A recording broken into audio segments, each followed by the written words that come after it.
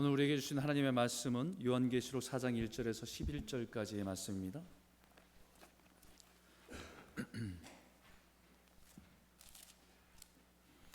주일날 요한계시록 나누는 말씀 오늘까지 말씀 나누고요. 4장 이후에 오전서부터는 여러분들이 성경 공부를 통해서 내년 봄에도 내년을 시작할 때 또 시작할 테니까 여러분들이 그때 같이 참여하시면 되겠습니다.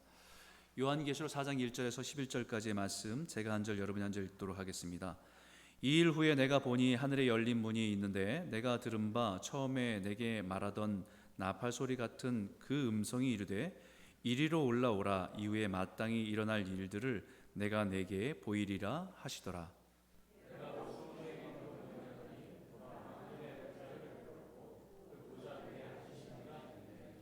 앉으신 이의 모양이 벽옥과 홍보석 같고 또 무지개가 있어 보좌에 들렸는데 그 모양이 녹보석 같더라.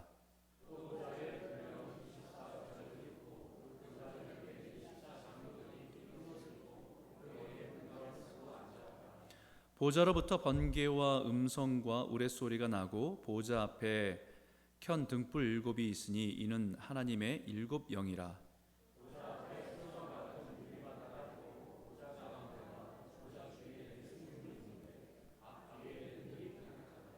그 첫째 생물은 사자 같고 그 둘째 생물은 송아지 같고 그 셋째 생물은 얼굴이 사람 같고 그 넷째 생물은 날아가는 독수리 같은데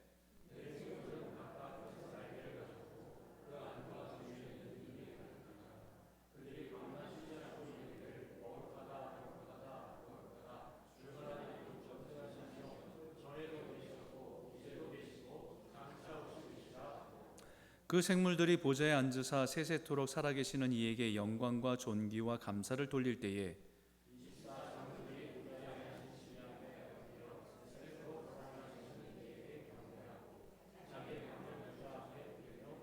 같이 읽겠습니다. 우리 주 하나님이여 영광과 존귀와 권능을 받으시는 것이 합당하오니 주께서 만물을 지으신지라 만물이 주의 뜻대로 있었고 또 지으심을 받았나이다 하더라. 아멘.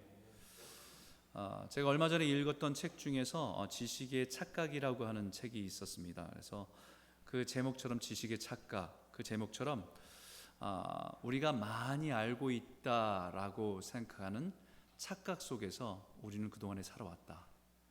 인류의 역사를 돌아봐도 그동안에 많은 사람들이 자신들은 많이 알고 있다라고 하는 착각 속에서 그것이 부정적으로 나타나면 수많은 사람들에게 고통과 불행을 가져다 주는 그런 것이 됐고 또 한편으로는 내가 많이 안다라고 하는 그 착각이 알면은 도무지 할 수 없는 알고는 할 수 없는 일들에 대해서 용기를 가지고 또 도전해서 위대한 일들을 해낸 것도 인류의 역사 속에 있다라고 하는 내용들입니다.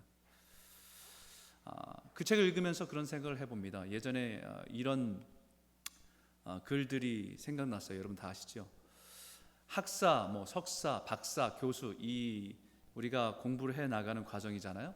학사는 대학교를 졸업한 4년 공부를 하고 졸업하고 받는 그 디그리일 겁니다. 근데 그 학사가 되면 그 어떤 단계냐? 이거는 이런 지식의 우리가 무지함에 대한 인식을 하면서 표현한 것들입니다. 아마 학사 그러면 대학교를 졸업하거나 나는 이제 모든 걸 다 안다고 생각한다. 그 수준에 이른 것이 학사다라고 얘기합니다. 그 다음에 석사는 뭐냐면 그 다음에 마스터 디그리를 이제 공부하는 과정이잖아요. 그 과정이 뭐냐면 공부를 좀 해보니까 모르는 게 조금 있는 것을 깨닫게 됐다. 학사 때는 막 다 안다고 생각했는데 이제 더 공부를 하다 보니까 조금 모르는 게 좀 있는 것 같다라고 생각한대요. 박사하면 이제 더 전문가 되는 거 아닙니까? 박사가 되면 생각보다 모르는 게 정말 많네 라고 하는 걸 느끼는 정도가 되면 박사라는 거예요. 교수는 뭐냐? 나는 사실 아무것도 모르는데 내가 얘기하니까 학생들이 믿더라. 이 단계에 있는 게 교수라는 겁니다. 저도 목회를 하면서 98년들에 목사 안수를 받고 거의 한 25년 정도가 이제 지났는데 아마 성경에 대해서 자신 있게 설교했던 때는 아마 전도사 때가 아닌가 싶어요. 신학교 다니면서 다 아는 것 같은 생각으로 자신 있게. 근데 시간이 지나면 지날수록 내가 정말 아는 게 없구나라는 그 그 현실 앞에 깨닫게 되는 것이 목회가 아닌가 생각됩니다. 아마 많은 분들이 이 유머를 들으면서 그냥 머리를 끄덕이면서 공감을 할 것입니다. 무엇에 대한 공감이냐면 우리의 무지에 대한 공감입니다. 많이 배우고 알아가면 갈수록 우리가 아는 것보다 모르는 것이 더 많다는 사실을 인정하게 된다는 것입니다. 알아가면 갈수록, 공부하면 공부할수록 우리가 정말 아는 것은 정말 적구나, 모르는 게 정말 많구나라는 걸 깨닫게 된다는 거예요. 그런데 자신의 이 무지를 인정하는 것은 불편한 감정입니다. 자기가 잘 모른다는 것을 인정하는 것은 불편하다는 거예요. 왜 이 말씀을 가지고 오늘 말씀을 시작하냐면 사도 요한에게 예수 그리스도의 계시록을 우리에게 지금 말씀을 주셨잖아요. 이 계시록은 지금 있는 일과 장차 있는 일들에 대한 하나님의 뜻과 계획을 펼쳐서 보여주신 겁니다. 이 펼쳐서 보여주신 것을 봤을 때 사도 요한이 느낀 감정이 그와 같지 않을까. 평생, 노년의 요한입니다. 평생 하나님을 전하고 예수 그리스도의 복음을 전한 노년의 사도 요한이 누구보다 복음을 잘 안다고 생각했을 겁니다. 예수님의 공생의 시절 속에서 예수님이 가장 가까이에서 예수님의 행동과 예수님의 삶과 예수님의 가르침을 누구보다도 가까이 보았고 지켜보았고 가까이 있었던 사람이 사도 요한이었기 때문에 자기는 잘 안다고 생각하고 있었을 겁니다. 그런데 하나님께서 이 계시를, 하나님의 계시를 펼쳐서 보여주실 때 내가 정말 모르는구나, 아무것도 몰랐구나라는 것을 깨달았을 것 같아요. 그리고 사도 요한이 하나님께서 보여준 환상과 말씀을 통해서 이 말씀을 통해 들었을 때 7교회에 대한 말씀들을 주신 것을 듣고 그것을 편지를 써서 보내면서 깨닫게 된 것이 엄청난 충격이 있었을 것 같아요. 무엇보다 7교회 에베소, 버가모, 서머나, 두아디라, 사데, 빌라델비아, 라오디게아 교회에 주신 말씀들을 받아서 쓰고 편지를 써서 그들에게 보내면서 놀랐을 것 같아요. 왜냐하면 그 교회들은 사도 요한이 너무나도 잘 아는 교회들입니다. 특별히 에베소 교회는 더욱 그렇죠. 왜냐하면 사도 요한이 그 교회에서 오랫동안의 감독으로, 지도자로, 목회자로 섬겼던 교회이기 때문에 누구보다도 에베소 교회에 대해서 너무나 잘 안다고 생각했을 겁니다. 그런데 하나님께서 하나님의 계시를 통해서 그들의 영적인 형편을 말씀해 주실 때 엄청난 충격을 받았을 것 같습니다. 각 교회에 주신 주님의 계시에는 칭찬도 있었고 책망도 있었습니다. 인간적인 눈으로 볼 때는 괜찮은 교회라고 생각했는데 주님이 놀라운 책망을 들으면서 놀라기도 했습니다. 자기 눈으로 볼 때는 늘 문제가 없어 보이고 평안한 교회라고 생각했는데 심각한 영적인 문제를 안고 있는 교회라는 것을 깨닫게 해주셨을 때 큰 충격이 있었을 겁니다. 반대로 참 힘들게 거친 환난과 박해 속에서 어려움을 겪고 있는 교회들을 바라보면서 사도 요한은 늘 안타까운 마음을 가지고 있었는데 오히려 그 교회들이 주님께서는 살아있는 교회다라고 하신 그 말씀 앞에서 놀랐을 것 같아요. 저는 이것을 목회자로서의 적용해 보면 우리가 만나는 성도들을 생각해 보면 오랜 예전서부터 믿음의 가정에서 신실한 부모님들을 만나서 신앙생활을 잘하고 교회에 잘 다니고 우리가 볼 때는 믿음이 반듯하고 그런데 주님이 보실 때는 사랑을 잃어버린 영적인 매너리즘에 빠진 성도라고 하실 수도 있다는 거예요. 목회자의 눈을 볼 때는 어떤 가정은 정말 별 문제 없이 평안한 가운데 신앙생활을 잘하는 가정들이 있습니다. 하는 일들도 잘 되고 물질적으로도 부족함이 없고 늘 넉넉하고 번듯한 직장과 가정을 잘 성실하게 꾸리고 있고, 가정의 자녀들도 원하는 대학에 진학하고 잘 지내는 가정이에요. 그것을 볼 때는, 인간적으로 볼 때는 마치 이 가정은 하나님이 늘 축복해 주셔서 만사가 형통한 것처럼 보였습니다. 근데 주님은 그 성도가 주님이 아닌 세상의 것으로 가득 차고 만족하고 마치 라오디게 교회처럼 미지근한 신앙과 같다라고 말씀하신다고 한다면 이것은 목회자로 굉장히 큰 충격일 것 같아요. 반대로 목회자의 시선으로 볼 때는 어떤 성도는 가정의 문제가 끊이지 않고 있습니다. 경제적인 문제로 힘들어하다가 조금 그 문제가 조금 해결될 것처럼 보이고 좀 나아지는 것 같은데 갑자기 원하지 않는 질병의 선고를 듣게 되면 너무 안타깝죠. 그 끊이지 않은 고통으로 인해서 늘 교회에 와서 울면서 기도하는 모습을 보면 너무 안쓰럽습니다. 그런데 주님은 그 성도를 보면서 주님은 그 사람은 실상 정말 부유한 자다라고 말씀하시고, 그가 가진 것은 너무 적고 초라하지만 그러나 그 적은 것을 가지고도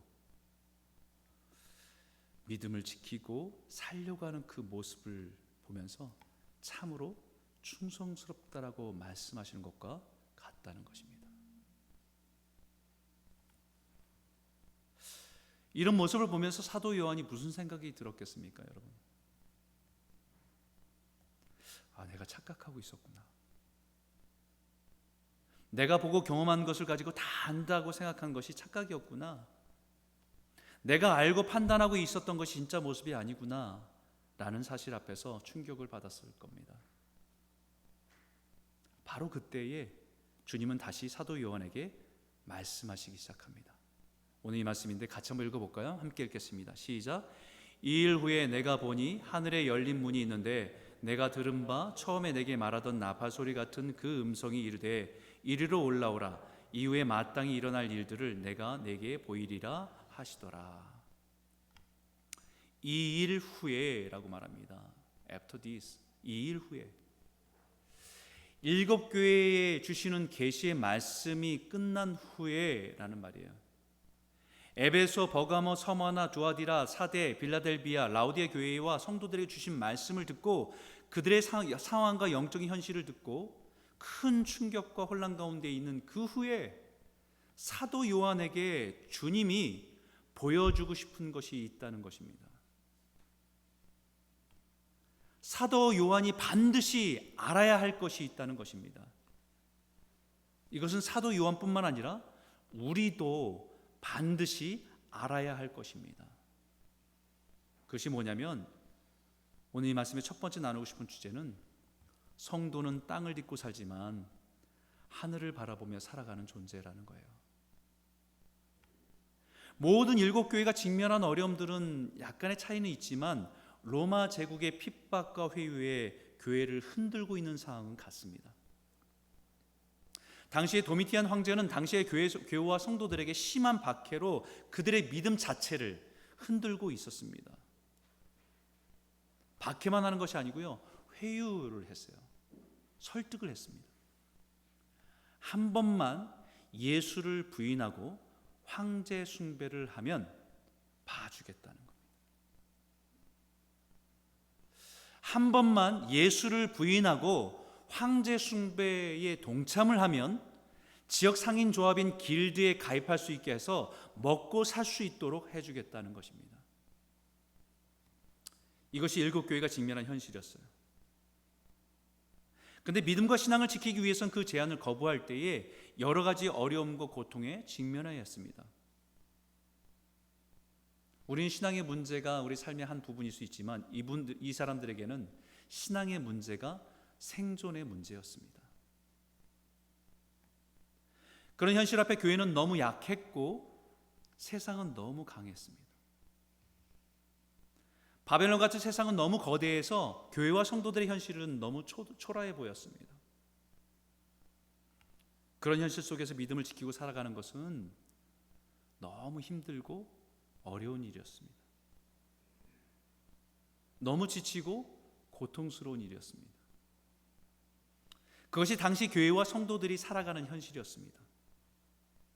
사도 요한이 지금 바라보고 있는 7교회의 현실이 그와 같았습니다. 그런 가운데 2일 후에 내가 보니 라고 말씀하듯이 주님이 지금 사도 요한의 시선을 옮겨가고 있는 것입니다. 땅의 현실에서 요한의 시선을 바로 하늘의 열린 문을 바라보게 하시는 것입니다. 요한의 시선을 지금 로마의 박해와 핍박 아래에 있는 교회와 성도들의 땅의 현실에서 하늘을 바라보게 하시는 겁니다. 땅의 현실만 보면 답답하고 낙심하고 힘들 때에 하나님께서는 성도들의 시선을 옮겨서 하늘을 보게 하시는 것입니다. 힘겨운 땅의 현실에서 눈을 들어서 하늘을 보며 세상을 이길 힘을 얻게 하기 위함입니다. 여러분, 성경에 하늘이 열린다, 하늘 문이 열린다라고 하는 표현들이 여러 번 반복되는데요. 그 중에서 이 말씀이 있습니다. 같이 한번 읽어볼까요? 함께 읽겠습니다. 시작. 30째 해 넷째 달 초닷새에 내가 그발 강가 사로잡힌 자 중에 있을 때에 하늘이 열리며 하나님의 모습이 내게 보이니. 에스겔 선지자가 바벨론의 포로로 끌려가던 중에 그발 강가에서 환상을 보았을 때 주셨던 말씀입니다. 남유다가 망했어요. 바벨론에서 성전은 파괴됐습니다. 그리고 남아있는 사람들을 포로로 끌려가고 있을 때에 에스겔이 포로로 끌려가고 있는 중에서 그발 강이라고 하는 그 강가에 머물고 있을 때 하나님이 환상을 주신 겁니다. 나라가 망했을 때 무슨 소망이 있겠습니까? 아무런 소망이 보이지 않는 상황입니다. 앞이 깜깜한 상황입니다. 한 치 앞도 알 수 없는 두려운 상황입니다. 그때에 하늘을 열어서 보게 하신 겁니다. 땅의 비극적인 현실에서 하늘의 영광스러운 소망으로 시선을 옮겨주신 겁니다. 슬픔과 고통으로 가득 찬 땅에서 하늘과 땅을 다스리신 하나님께로 시선을 바꾸시는 겁니다. 그 하나님이 모든 역사를 주관하고 계심을 보라는 것이죠. 그 하나님을 볼 때 비로소 우리가 슬픔과 고통으로 가득 찬 세상에서 소망과 믿음으로 살아갈 수 있기 때문입니다. 초대교회의 순교자였던 스데반 집사도 무서운 박해 속에서 담대하게 하나님의 복음을 선포했습니다. 살기가 등등한 유대인들 앞에서 하나님의 복음을 선포했습니다. 사람들이 흥분해서 이를 갈고 돌을 들어서 치려고 할 때도 그들을 두려워하지 않을 수 있었던 것은 성경이 분명히 말합니다. 스데반이 성령 충만하여 하늘을 우러러 주목하여 하나님의 영광과 및 예수께서 하나님 우편에 서신 것을 보고 말하되 보라 하늘이 열리고 인자가 하나님 우편에 서신 것을 보노라 한대. 하늘이 열리고 주님이 하나님 우편에 서신 것을 보고 그 영광을 보았다라고 합니다. 땅의 현실은 핍박과 박해의 비참한 현실이지만 그의 눈은 열린 하늘을 통해서 하늘의 영광을 보았기 때문에 땅의 고통을 넉넉히 이길 수 있었던 것입니다. 하늘이 열리고 하늘의 영광을 보았기에 자신을 향해서 돌을 던지는 그 사람들을 바라보면서 그들을 용서해 달라고 구할 수 있었던 것이죠. 그래서 어느 신학자의 말에 이런 말이 있습니다. 하늘의 영광을 본 자라야 땅의 비극을 이겨낼 수 있다. 하늘을 향해 바라보고 그 하나님의 영광을 볼 때에 우리는 이 땅에서의 모든 고난과 슬픔을 이겨낼 수 있기 때문입니다. 우리가 즐겨 부르는 찬송에도 이런 찬송이 있죠. 태산을 넘어 험곡에 가도 빛 가운데로 걸어가는, 엄청난 산을, 인생의 산을 힘겹게 올라가고 사망의 음침한 골짜기와 같은 곳을 지나는 그 인생의 시기 속에서도 빛 가운데로 걸어갈 수 있는 유일한 것은요, 그 다음에 후렴구 이렇게 말합니다. 하늘의 영광 나의 마음속에 차고도 넘쳐. 비록 지금은 그 인생의 골짜기를 걸어가고 그 언덕을 걸어가는 그 시간이지만 그 마음에 하나님의 영광이 가득함으로 그것을 빛 가운데로 걸어갈 수 있는 힘이 있었다라고 얘기하는 것입니다. 우리는 비록 이 땅에서 주어진 인생을 살아가는 존재이지만 성도는 하나님을 바라보고 하늘의 영광을 바라보고 그 소망을 가지고 살아가는 존재임을 잊지 말아야 한다라는 것입니다. 그런 의미에서 보면 다니엘은 인생의 위기 속에서 하늘을 바라보았던 사람입니다. 우리가 지난 한 달 동안에 매일 성경을 통해서 묵상했던 다니엘서를 묵상한 것을 보면 다니엘 시대의 다른 신하들이 그를 시기하게 되지요. 미워합니다. 그리고 음모를 꾸밉니다. 왕이 아닌 다른 신에게 절을 하는 사람은 사자굴에 던지는 것이 마땅하다고, 법령을 정하자고. 다니엘은 그것이 자신을 향한 음모라는 것을 알았습니다. 알았음에도 불구하고 그는 집으로 돌아와서 윗방으로 올라가서 창문을 열고 전에 하던 대로 무릎을 꿇고 기도하기 시작하는 것입니다. 하늘을 열고 자신의 신앙 때문에 사방에 우겨쌈을 당하고 세상 어디에도 자신을 도울 수 있는 자가 없는 상황이 분명해도 하늘 문은 열려 있다는 것을 아는 것입니다. 하나님의 자녀를 향해서 하늘의 문은 늘 열려 있다는 것을 알기에 기도할 수 있는 겁니다. 기도는 눈을 감고 기도해도 되고 눈을 뜨고 기도해도 되지만 눈을 감는 이유는 우리 인생의 힘겨운 문제와 현실에서 눈을 감고 하늘을 향해 마음의 시선을 돌리기 위함입니다.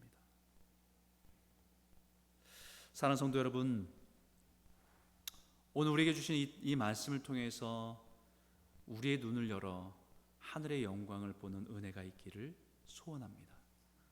눈에 보이는 우리의 현실로 인해서 때로는 지치고 상한 우리의 심령을 하늘의 영광과 소망을 보며 이 땅에서 믿음으로 넉넉히 승리하며 살아가는 저와 여러분 모두가 되시길 주 이름으로 축원합니다. 두 번째 나누고 싶은 주제는 이겁니다. 성도가 마땅히 해야 할 일은 예배입니다. 오늘 다시 한번 1절에 있는 말씀을 한번 그런 의미를 새겨서 한번 읽어볼까요? 함께 읽겠습니다. 시작. 이 일 후에 내가 보니 하늘에 열린 문이 있는데 내가 들은 바 처음에 내게 말하던 나팔 소리 같은 그 음성이 이르되 이리로 올라오라. 이후에 마땅히 일어날 일들을 내가 내게 보이리라 하시더라. 아멘. 하나님께 사도 요한에게 하늘에 열린 문을 보게 하시고 이리로 올라오라라고 그를 부르십니다. 그리고 뭘 말씀하시냐면 이후에 마땅히 일어날 일들을 내가 내게 보이리라. 마땅히 일어날 일들, 반드시 일어날 일들. 우리 요한계시록을 읽어보신 분은 알겠지만 요한계시록에 앞으로 장차 일어날 일들에 대해서 많은 것을 예언했습니다. 7 인을 뗄 때마다 임하는 재앙들, 그런 고난들, 환난들, 7 나팔 재앙들, 7 대접의 재앙들, 읽을 때마다 참 무시무시하고 겁이 나길 때가 참 많아요. 그것이 이 땅 가운데 일어날 일들이기도 해서 그것을 보여주시기도 하지만 궁극적인 것은 그 마지막에 일어날 일을 보여주시기를 원한다는 것입니다. 그 무서운 모든 재난과 환난의 재앙의 일들은 그 마땅히 일어날 일들을 위한 과정일 뿐입니다. 마땅히 일어날 일. 여러분, 여기 마땅이라고 하는 이 단어가 day라고 하는 단어인데요, 이 단어의 의미는 객관적이고 필연적인 일이 그것을 마땅히라고 얘기합니다. 객관적이고 반드시 일어날 일을 day라고, 마땅히 일어날 일이라고 표현하고 있습니다.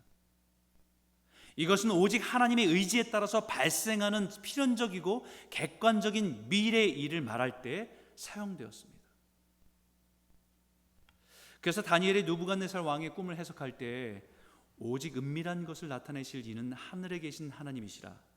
그는 느부갓네살 왕에게 후일에 될 일을 알게 하셨나이다 라고 말합니다. 후일에 될 일, 후일에 마땅히 될 일, 후일에 반드시 일어날 일을 당신에게 꿈을 통해서 말씀하신 겁니다 라고 그것을 해석해 준 거예요. 하나님의 계획 속에서 반드시 일어나게 될 일을 말씀할 때 사용되었습니다. 역사를 주관하신 그 하나님의 의지에 따라서 반드시 일어나야 할 일을 마땅히 일어날 일이라고 말씀했습니다. 지금 사도 요한에게 하늘 문을 열어주시고 이리로 올라라고 부르시고 하나님의 계획 속에 궁극적으로 반드시 일어날 일을 보여주시겠다고 하셨습니다. 그게 구체적으로 뭐냐면 4장 2절 그 다음에 있는 말씀이에요. 2절과 4절까지인데 같이 한번 읽겠습니다. 시작. 내가 곧 성령에 감동되었더니 보라 하늘에 보좌를 베풀었고 그 보좌 위에 앉으신 이가 있는데 앉으신 이의 모양이 벽옥과 홍보석 같고 또 무지개가 있어 보좌에 들렸는데 그 모양이 녹보석 같더라. 또 보좌에 둘러 24 보좌들이 있고 그 보좌들 위에 24 장로들이 흰 옷을 입고 머리에 금관을 쓰고 앉았더라. 마땅히 일어날 일에 대한 궁극적인 모습은요, 모든 환난과 모든 재앙을 다 지나고 궁극적으로 일어날 마땅히 일어날 일은 주님이 보좌에 앉으셔서 경배받으시는, 예배받으시는 모습입니다. 그 보좌에 앉으신 이의 모습이 너무나도 찬란하고 영광스러운 빛으로 가득하니까 그것을 보석과 같이 아름다운 모습으로 그 보좌를 표현하고 있습니다. 그 보좌를 무지개로 둘러싸여 있고 그 보좌를 24 보좌가 있고 24 보좌 위에 구원받은 성도들을 대표로 하는 24 장로가 금 면류관을 쓰고서 이 보좌 앞에 앉아 계신 분을 예배하고 있는 모습을 보여주고 있는 거예요. 그리고 그것을 보라라고 말씀하십니다. Behold, 집중해서 주목해서 보라는 것입니다. 앞으로 많은 일어날 일들이 재난도 있고 재앙도 있지만 그것보다 더 주목해서 포커스를 잃어버리지 않고 봐야 할 것은 하나님의 보좌입니다.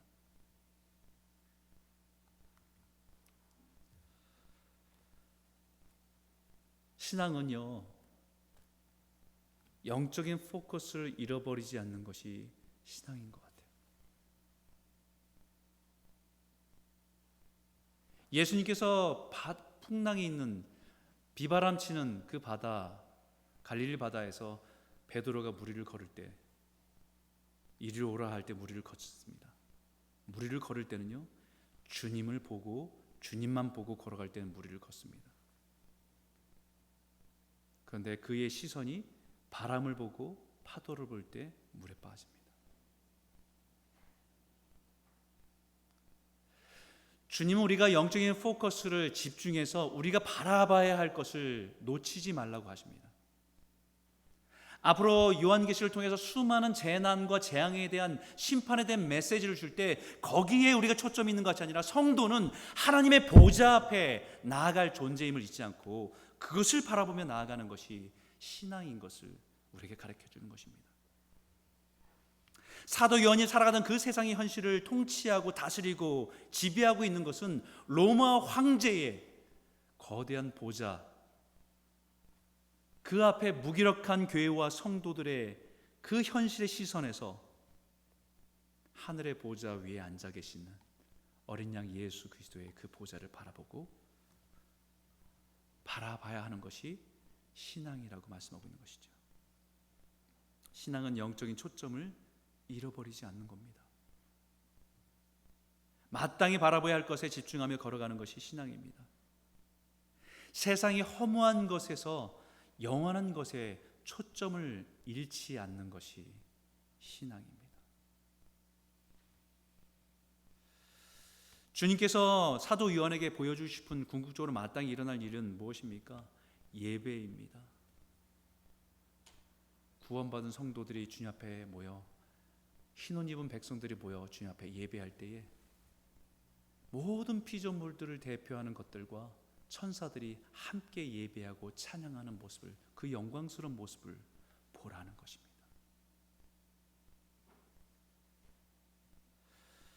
그것이 마땅히 일어날 일이고 성도가 영원토록 마땅히 해야 할 일이기 때문입니다. 여러분, 우리 마땅이라고 하는 이 단어를 쓸 때는 반드시 조건이 있습니다. 마땅이란 단어를 쓸 때는 이게 맞지 않을 때가 있어요. 근데 반드시 조건이 있습니다. 그것은 존재에 대한 인식입니다. 누구인지에 따라 마땅이라는 말의 의미가 분명해집니다. 학생이기 때문에 마땅히 공부해야 됩니다. 군인이기 때문에 마땅히 나라를 지키기 위해서 훈련도 하고 싸워야 됩니다. 부모이기 때문에 마땅히 자녀를 돌보고 양육해야 됩니다. 목사이기 때문에 마땅히 해야 할 것이 분명해집니다. 마땅히 해야 할 일을 아는 것은 내가 누구인지 분명히 할 때 말할 수 있는 겁니다.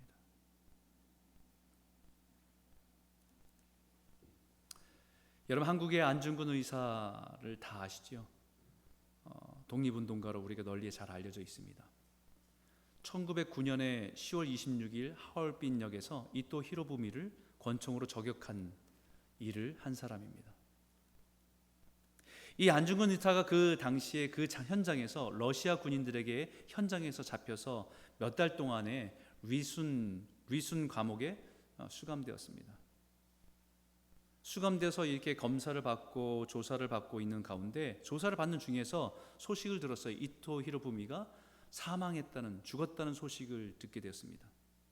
그러자 천주교 신자였던 이 안중근 의사는 그 순간에 무릎을 꿇고 하나님께 기도합니다. 마땅히 해야 할 일을 하게 해주신 것에 대해서 감사합니다. 그가 마땅히 해야 될 일이라는 것은 무슨 근거에서 그런 말을 한 것입니까? 그가 루이순 감옥에서 여러 휘호를 남겨서 쓰고 자기의 손도장을 찍어서 남긴 글들이 많이 있습니다. 그때마다 거기에 분명하게 늘 기록하고 있었던 게 뭐냐면 대한국인 안중근이라고 씁니다. 그리고 손가락이 잘린 그 손을 도장으로 찍어서 확인하죠. 다시 말하면 대한국인으로서 마땅히 해야 할 일을 한 것입니다. 하나님께서는 하나님의 백성으로 마땅히 해야 할 일을 보게 하신 것이 예배입니다. 이사야 선지자에 보면 말씀하듯이 이 백성은 내가 나를 위하여 지었나니 나의 찬송을 부르게 하려 함이니라라고 말씀하시지. 하나님의 백성을 지으시고 하나님의 백성을 삼아주신 목적이 이 백성이 하나님을 예배하고 찬양하도록 주님께서 우리를 부르시고 세우셨기 때문이죠. 그렇기 때문에 우리는 하나님의 형상으로 지음받은 우리는 마땅히 하나님께 예배하는 것이 마땅한 것입니다. 하나님의 자녀, 하나님의 백성된 자로서 마땅히 해야 할 것이 바로 예배입니다. 10절과 11절의 그 모습을 좀 더 설명을 합니다. 같이 한번 크게 읽겠습니다. 시작.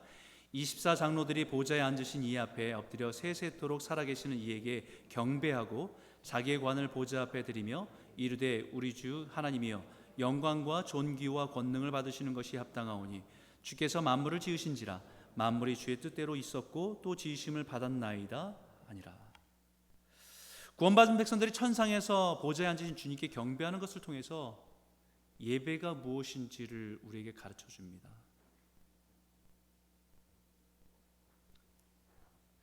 첫 번째 예배는요, 엎드리는 것입니다. 엎드린다는 것은 예배를 통해서 내가 죽는다는 거예요.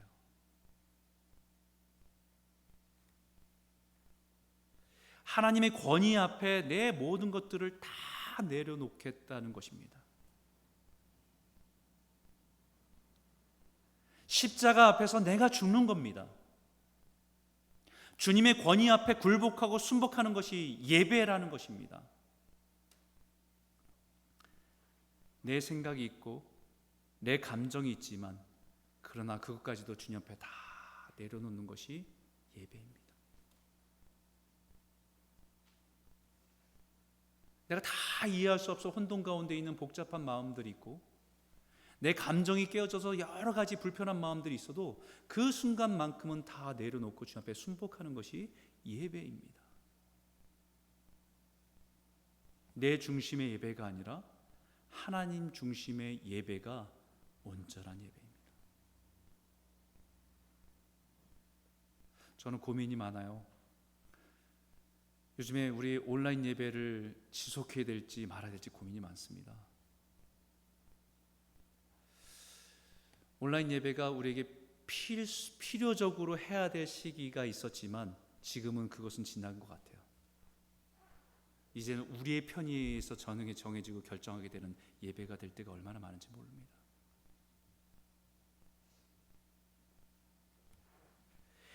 예배는 오늘 이 본문을 통해서 말씀하고 있는 것은 예배는 자기의 관을 보좌 앞에 드리는 것입니다. 여기 24장로들이 자기가 쓰고 있던 면류관을 주님께 드립니다. 이것을 통해서 우리가 정의낼 수 있는 것은 예배는 가장 귀한 것을 주님께 드리는 거예요. 그래서 예배를 월십이라고 하는 거죠. 월스한 것을 드리는 행위. 주님이 가장 귀하다는 것을 인정하고 고백하는 것이 월십 예배입니다. 24장로들은 자신의 관을 드렸다고 얘기합니다. 이 관은 믿음으로 살았고 선한 싸움을 싸웠기 때문에 주님께서 그들에게 허락해 주신, 그들에게 주신 의의 면류관입니다. 그런데 그것마저도 주님 앞에 예배할 때는 다 벗어서 드려요. 내 수고와 내 인내로 받은 면류관조차도 하나님의 은혜가 아니면 그것이 감당할 수 있었던 것이 아니기 때문에 주님께 그것을 돌려드리는 거예요. 사도 바울이 늘 고백하듯이 나의 나 된 것은 하나님의 은혜라. 내가 이룬 것 같고 내가 얻은 것 같고 내가 수고한 것 같고 내가 성취한 것 같지만 하나님의 은혜 속에서 내가 그것을 이루었습니다라고 그분께 올려드리는 것이 예배라는 거예요. 모든 영광과 존귀와 권능을 받으실 분은 오직 주님이심을 고백하는 것이 예배이기 때문입니다. 초대교회 성도들은 이 예배 때문에 인내했어요. 이 예배 때문에 견뎠습니다. 무서운 박해와 핍박 속에서도 그들의 신앙을 지킬 수 있도록 그들을 붙들어줬던 것은 이 예배였습니다. 카타콤과 같은 그 지하 속에서 그들이 그 무서운 박해 속에서도 믿음을 잃지 않고 그들이 견딜 수 있었던 것은 예배였어요.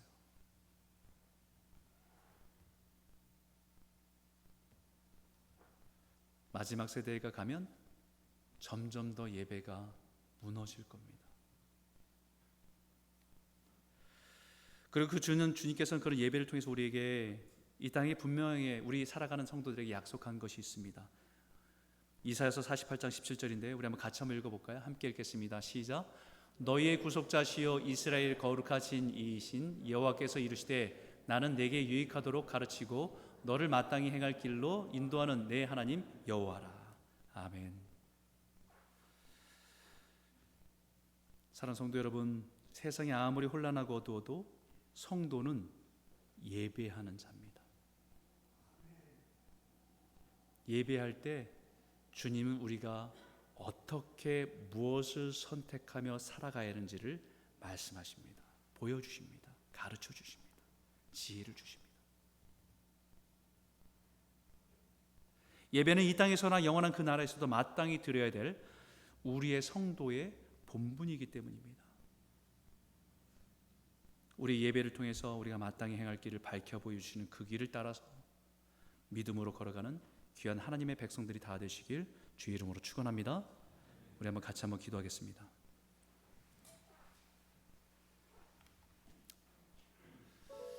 오늘 말씀을 우리가 기억하면서 우리가 기도했으면 좋겠습니다. 요한계시록에 있는 1장부터 4장까지의 말씀을 우리가 묵상하며 지나갑니다. 어쩌면 우리는 그 한복판에 서 있는 것 같습니다. 주님이 다시 오심을 준비하는 때, 7교회의 모습을 보면서 그 모습에서 우리의 영적인 현실들을 발견할 때가 있습니다. 때로는 우리가 살아가는 삶 속에서 우리는 핍박과 박해는 아니지만 우리의 신앙을 흔드는 일들은 동일하게 우리들을 둘러싸고 있는 것들이 참 많습니다. 우리 이 땅에 살아가지만 우리는 하나님의 하늘을 바라보며 살아가는 존재임을 잊지 않고 살아가게 하여 주십시오. 삶의 모든 문이 닫히고 고난 가운데 있어도 하늘 문을 통해서 은혜를 부어주실 줄 믿습니다. 예배가 우리의 삶이 되고 예배를 통해서 주님을 만나고 예배를 통해서 마땅히 우리가 걸어갈 길을 찾게 하여 주시옵소서. 허무한 세상에 소망을 두지 않고 마땅히 임할 영원한 주님의 나라와 주의 보좌를 바라보며 마땅히 예배하는 자로 살아갈 수 있도록 우리를 인도하여 주실 줄 믿습니다. 우리 한번 같이 한번 기도할까요? 함께 기도하겠습니다. 하나님 아버지 감사합니다. 하나님 아버지 오늘 이 말씀을 통해서 하나님 아버지 정말 초대교회에 있었던 그 백성들처럼 우리가 믿음을 가지고 예배하는 자로 살아갈 수 있도록 인도하여 주시옵소서. 우리가 이 땅에 살아가지만 하나님 우리는 하늘을 바라보며 하늘의 소망을 간직하며 살아간 존재인 것을 잊지 않게 하여 주시고 이 땅에 소망을 두고 살아가는 자들이 아니라 하늘의 소망을 두고 살아가는 성도로 살 수 있도록 인도하여 주시옵소서. 하나님 우리가 이 땅에 살아가는 동안에 삶의 모든 문이 닫히고 하나님 모든 것이 우겨쌈을 당해도 고난 가운데 있어도 우리가 하나님의 문을 향해서 열어 기도할 때 주님께서 우리에게 은혜를 부어주시는 은혜를 맛보며 살아가는 성도인 것을 깨닫게 하여 주시고 믿음의 길을 걸어갈 수 있도록 인도하여 주시옵소서. 예배가 우리의 삶이 되게 하여 주시고 예배를 통해 주님을 만나게 하여 주시고 예배를 통해서 주님이 우리 가운데 가르쳐 주신 그 길을 따라 믿음의 길을 걸어갈 수 있도록 인도하여 주시옵소서. 내 중심적인 예배가 아니라 하나님 중심된 예배로 주 앞에 나아가게 하셔서 천상의 예배를 소망하며 나아가는 성도들에게 인도하여 주시고 믿음으로 승리하며 살아갈 수 있도록 인도하여 주시옵소서. 험한 세상 속에서 무너지고 낙심되고 절망된 우리 삶을 영원한 것에 우리 소망을 두며 살아갈 때에 소망을 갖고 살아가게 하여 주시고 하나님 아버지 마땅히 우리가 임할 그 하나님의 나라를 바라보면서 믿음으로 승리하며 살아가는 성도들이 될 수 있도록 하나님 붙잡아 주시고 인도하여 주시옵소서. 예배가 무너져서 우리 중심의 예배가 아니라 하나님을 바라보며 그 임재 가운데 나아가는 예배로 설 수 있도록 우리를 붙잡아 주시고 우리를 인도하여 주시옵소서. 살아계신 하나님 아버지, 우리에게 요한계시록의 말씀을 통해서 우리의 눈을 열어서 하늘을 보는 은혜가 있도록 인도하여 주시옵소서. 우리 이 땅에 살아가지만 이 땅의 현실 속에서 때로는 힘겹고 지치는 모든 현실 속에 우리의 눈을 열어 하나님의 영광 가운데 주님 앞에 나아갈 그날을 소망하며 살아가는 성도들이 되게 하셔서 우리의 모든 인생의 고난을 넉넉히 이기며 믿음으로 찬송하며 살아가는 성도들이 다 될 수 있도록 하나님 붙들어 주시옵소서. 하나님 예배가 살아야 합니다. 예배가 우리의 생명입니다. 예배가 오늘을 살아가는 힘뿐만 아니라 예배를 통해서 주님을 만나고 예배를 통해서 하나님의 길을 보게 하셔서 그 길을 따라가는 우리의 믿음의 성도들이 다 될 수 있도록 붙들어 주시옵소서. 하나님, 우리 중심에 내가 중심이 된 예배가 아니라 하나님의 중심이 된 예배로 우리의 가장 귀한 것을 주님께 드리며 주님을 찬송하며 주님을 나의 구주로 고백하며 주님이 나의 왕임을 고백하며 선포하며 나아가는 귀한 예배로 회복될 수 있도록 우리를 붙들어 주시옵소서. 예수님 이름으로 감사하며 기도드렸습니다. 아멘.